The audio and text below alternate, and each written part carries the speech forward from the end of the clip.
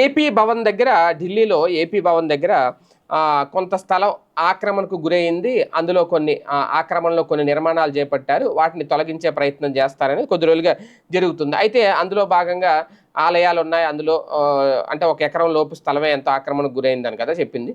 అందులో ఒక చర్చ్ కూడా ఉంది, ప్రార్థనా మందిరం అనేది. అయితే చంద్రబాబు నాయుడు గారు మొన్న దాని జోలికి వెళ్ళొద్దు, ఎందుకంటే మత వివాదాలను సృష్టించొద్దు, ఇది చాలా సున్నితమైన అంశం, ప్రార్థనా స్థలాలకి వెళ్ళిన పరిస్థితి గతంలో ఎప్పుడూ లేదు, టీడీపీ ప్రభుత్వం ప్రార్థనా స్థలాల జోలికి వెళ్ళదు అనేదో చెప్పుకొచ్చారు, అయిపోయింది. అయితే ఇప్పుడు తాజాగా చర్చి విషయంలోనైతే ఓకే అలా మాట్లాడారు అనుకున్నా మంచిదే, అది కూడా ఇప్పుడు ఎవరు కూల్చేయాలని అనుకోరు, కూల్చేయమని ఎవరు చెప్పరు. అలాంటప్పుడు అన్ని మతాల మీద అదే ఉండాలి. ఇప్పుడు అలాగని హిందూ ఆలయాలను కూడా కూల్చకూడదు కదా. అయితే ఇక్కడ కూల్చేశారని నేను చెప్పను, కానీ ఢిల్లీలోని ఏపీ భవన్లో కూల్చివేతల మీద ఇప్పుడు తాజాగా ఢిల్లీ హైకోర్టు స్టే ఇచ్చిందట. అయితే ఈ నెల 19 వరకు యథాతథ స్థితి కొనసాగించాలని ఆదేశించింది.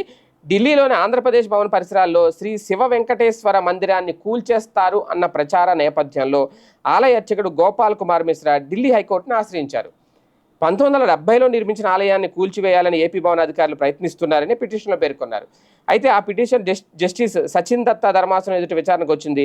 ప్రతివాదులకు నోటీసులు జారీ చేసిన ధర్మాసనం ఈ నెల 19 వరకు ఎటువంటి చర్యలు తీసుకోవద్దని అయితే ఆదేశించింది. అంటే నిజంగా ఇప్పుడు చర్చి విషయంలో అయితే జోలికి వెళ్ళొద్దన్నారు అనేది మొన్న ఈ వీళ్ళు రాసిన మాటే, ఇదే పత్రిక రాసింది. ఇప్పుడు ఆల్రెడీ అక్కడ శ్రీ శివ వెంకటేశ్వర ఆలయాన్ని కూల్చేయడానికి అధికారులు ప్రయత్నిస్తున్నారు అంటూ కోర్టు వరకు వెళ్ళి పిటిషన్ వేశారు. అంటే దాని మీద స్టే తీసుకొచ్చారు ఒక రకంగా. 19వ తేదీ వరకు దాన్ని ఆపమని చెప్పింది ఢిల్లీ హైకోర్టు, స్టే తెచ్చారంటే పరిస్థితి ఏంటి అక్కడ? అంటే ఎవరు ప్రార్థనా మందిరాలు ఉంచుతారు, ఎవరు ప్రార్థనా మందిరాలు కూల్చేస్తారు? ఇప్పుడు ఇదే చర్చ, దీని మీద క్లారిటీ రావాల్సి ఉంది మరి.